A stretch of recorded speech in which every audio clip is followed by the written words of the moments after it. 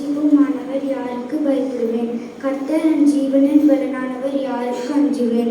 என் சத்துருக்களும் என் பகைஞரும் ஆகிய பொல்லாதவர்கள் என் மாம்சத்தை பட்சிக்க என்னை நெருக்குகையில் அவர்களே இடறி விழுந்தார்கள். எனக்கு விரோதமாக ஒரு பாளையம் இறங்கினாலும் என் இருதயம் பயப்படாது. என் மேல் யுத்தம் எழும்பினாலும் இதிலே நான் நம்பிக்கையாய் இருப்பேன். கர்த்தரிடத்தில் ஒன்றை நான் கேட்டேன், அதையே நாடுவேன். நான் கர்த்தருடைய மகிமையை பார்க்கும்படியாகவும் அவருடைய ஆலயத்தில் ஆராய்ச்சி செய்யும்படியாகவும் நான் என் ஜீவனுள்ள நாளெல்லாம் கர்த்தருடைய ஆலயத்தில் தங்கியிருப்பதையே நாடுவேன். தீங்கு நாளில் அவர் என்னை தம்முடைய கூடாரத்தில் மறைத்து, அவர் என்னை தம்முடைய கூடார மறைவிலே ஒளித்து வைத்து என்னை கண்மனையின் மேல் உயர்த்துவார். இப்பொழுது என் தலை என்னை சுற்றிலும் இருக்கிற என் சத்துக்களுக்கு மேலாக உயர்த்தப்படும். அது நிமித்தம் அவருடைய கூடாரத்தில் நான் ஆனந்த பலிகளை இட்டு கர்த்தரை பாடி அவரை கீர்த்தனம் பண்ணுவேன். கர்த்தாவே, நான் கூப்பிடுகிற சத்தத்தை நீர் கேட்டு எனக்கு இறங்கி எனக்கு உத்தரவு அருளி செய்யும்.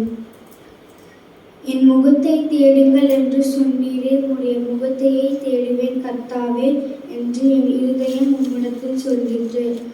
உமது முகத்தை எனக்கு மறையாதையும், நீர் கோபத்துடன் உமது அடியேனையை விலக்கி போடாதையும். நீரே எனக்கு சகாயர்.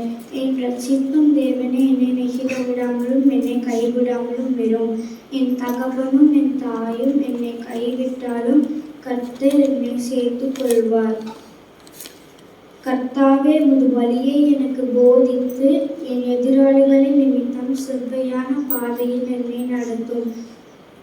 என் சத்துருக்களின் இஷ்டத்துக்கு என்னை ஒப்புக்கூடாதையும். பொய் சாட்சிகளும் ஆக்கிரமித்து சீறுகிறவர்களும் எனக்கு விரோதமாக எழும்பியிருக்கிறார்கள்.